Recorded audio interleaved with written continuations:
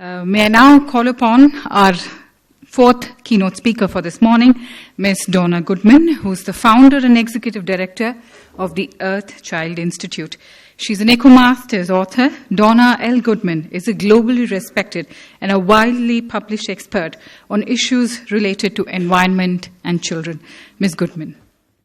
Thank you so much. And to all our distinguished colleagues, especially Mr. Berman, Dr. Ramouj, who I've been colleagues with for so many years, Sadhviji, and everyone who is here, UNESCO, Terry, and others who tirelessly worked to make this conference a reality. It is my pleasure to share a few opening thoughts about education for sustainable development with you this morning, and I'm so happy to be very complimentary with my CE colleague going through the history. I have not gone back as far as he has, which I'm so glad now, as that would be redundant. But I do like to start at Agenda 21, which, as we all know, was in Rio de Janeiro in 1992, and told us all what needed to be done. At that time, we saw that the environment was changing. And Agenda 21 was a detailed map of what to do about it. Unfortunately, it didn't come with a GPS system. And what has happened since Agenda 21, in my opinion, has been spotty, with bright points of light and successful examples, such as the one here in India and worldwide, but very few, if any, are fully mainstreamed into school curriculum or sustainably funded. And funding is a very serious issue. It has been in this area, in my experience. To be clear, this lack of mainstreaming action is not just governmental or intergovernmental or in civil society or in the private sector. It happens everywhere. When I first started work at the United Nations in New York as the Earthchild Project of Global Education Associates, I was eagerly working on the issues of water and peace, looking at invisible energies through rainbow glasses and magnets, so that people could understand why these invisible energies are so important, based on my experience on teaching science through peace through science. The rainbow, which is always available to see, is only visible to our human eyes through the drop of water, which is the prism that makes it visible to our limited sight. Teaching peace through the drop of water has been profound for me, for my career and life. At the World Conference on the Parliament of Religions in Barcelona in 2004, Federico Mayor, who was the Director General of UNESCO at the time, joined me into the Rainbow Lesson, and we were able to bring it to the world spiritual leaders. Still, though, seeing is not usually the same as believing.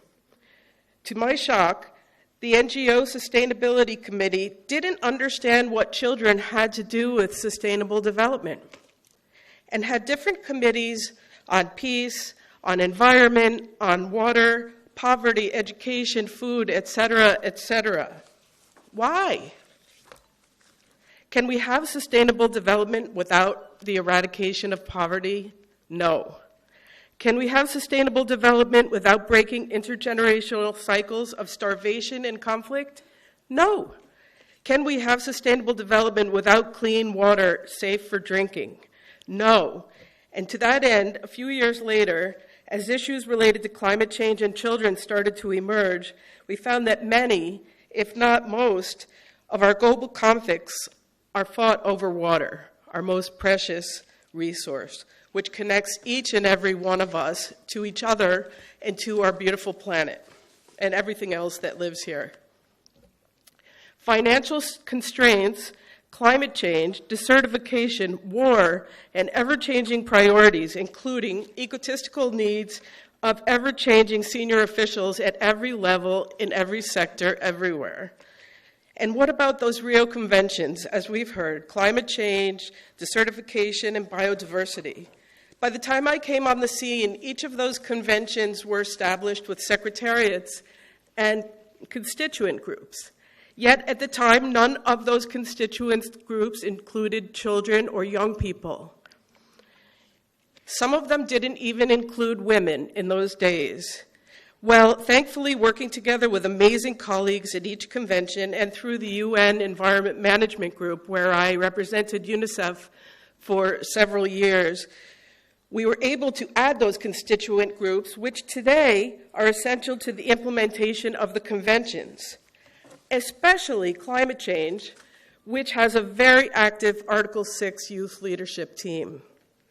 So, why did I mention this as we begin this two-day agenda on education for sustainability and action? Because, as Einstein so profoundly taught us so many years ago, we cannot solve our problems with the same thinking that we used to create them. When Earthchild Institute was formally founded in 2002, our mission was empowering today for a sustainable tomorrow. I went back to that same NGO Sustainable Committee and took on 3 subjects of water, education, and peace, and highlighted the interdependence of the 3, and it worked out very well for several years and led to a UN DPI publication called Everybody Counts, Every Drop Matters for the International Year of Fresh Water in 2003. For many years, my dear friend and the dear friend of many of us sitting here today, even in the room, Wangari Maathai, used to say to me, "Donna, I just need $1 million to make sustainable change." So after much consideration, I came up with an idea to launch a campaign entitled "One Child Plus One Tree Equals a Sustainable Future for All." The idea was to encourage each of the 2.2 billion people under the age of 18 to plant a tree and to foster and nurture north-south communication and cooperation while getting Wangari her $1 million. Easy, right? Well, Wangari, in her infinite wisdom, turned me down, and she said that it will take so much more than planting some trees and giving a few dollars to bring about sustainable change. You not only need to plant the tree, but you need to ensure that it survives. Care for it over time, protect it from the elements, from the animals, understand that learning is not a one-way street with givers and takers. And so we made our changes and launched the campaign in 2004, thinking that if every child could plant and care for 7 trees per year, net deforestation could be ended in its tracks. But unfortunately, the campaign, in using today's jargon, has not yet gone viral. And the trees that many of us plant and many of our children plant don't make it for that much time. In 2006, while facilitating the Children's World Water Forum for UNICEF in Mexico City, we had 129 children from 60 countries. The children of the world presented their work to the ministers, water ministers and education ministers from 40 countries. And I'll never forget, the children said, "We are ready to work with you. Are you ready to work with us?" And just like that, the ministers stood up and resoundingly said, "Yes, we're here to work with you. We're ready to work with you." Unfortunately, in 2009, when we did it again, those projects of those children were not funded or supported by the water or education ministries in any of those countries.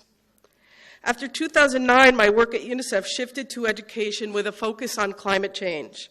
I even represented UNICEF as the chair of the UN Interagency Committee on the Decade of Education for Sustainable Development, which some of you probably remember. We worked together for 2 years. And in fact, at that time we organized regional events, we supported participation of schools and young people themselves, who were now constituents of the conventions, and the Climate Change Convention, as they chanted, "You have been negotiating longer than we have been alive." Why? How could this happen? So many schools, so many publications, so many events, so many examples of best practices. How can we be in a world today which is experiencing increasing frequency and severity of natural disasters and conflict, which were predicted and, so to speak, solved with Agenda 21 so many decades ago.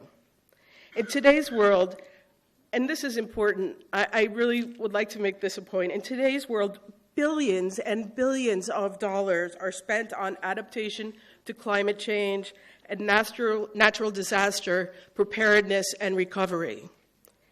To the best of my knowledge, not even 1% of that money goes to education for sustainable development, or the life skills needed to adapt to that our rapidly changing environment. In fact, I've been here in India this week. My home on the east coast of Florida in the United States was inundated by Hurricane Dorian. It shuttered up, and our lives were changed even as I was here. We sustained damage. It's happening everywhere and to all of us every single day. And then there are so many countries under so many different names where there are projects being implemented where the government gives women and children livestock. They give them a cow, a chicken, and other things that they need to survive. And I've documented so many of them, but what happens without education? The women are going out and selling the milk and eggs and using that money to buy sugary foods with plastic wrapper. Why? The reason why is because they think, they've been told by the media, they think that it's better. And that's why they do it. I actually wasn't invited back to Nicaragua because of that. But that's another story for another day. In my own personal life, again, I've been recycling since the 80s in the United States, yet today I live in a city that doesn't recycle at all. In so many ways, we seem to be going backwards. I'm so happy to be here and hearing the forward-looking action of this conference. So, success stories also abound. We've heard so many of them already. I once documented a Wash in Schools project in Togo, which had successfully implemented the One Child, One Tree program. Why? Because if the one child was able to not only plant that tree, but to ensure its survival for one full school year, they would receive full tuition for the next year. Finally, Wangari's recipe success seemed to be realized.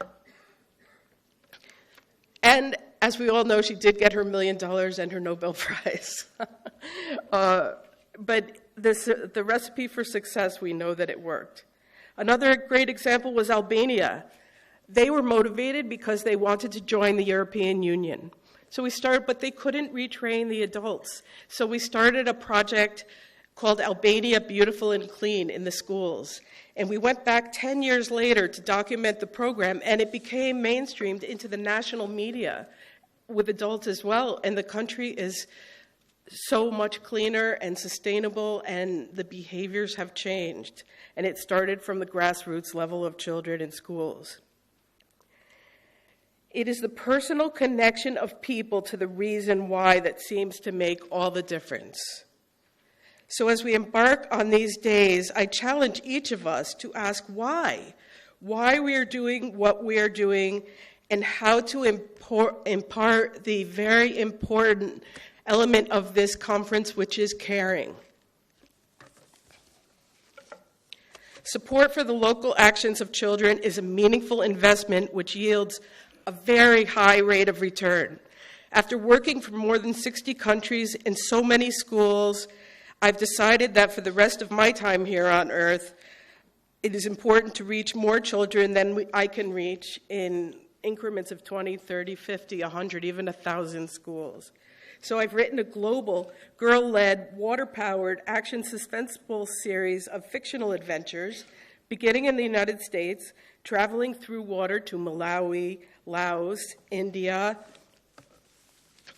and ultimately leading the girls to a hidden island training center in the Amazon region of Brazil, which I'm so glad to have heard Mr. Berman mention, is on fire and burning as we speak. So it is truly my intention for the Ecomasters, as they are called, to help empower kids, especially girls, all over the world to take this matter of life on Earth to a sustainable society of peace, prosperity, respect, and abundance for all. Thank you very much.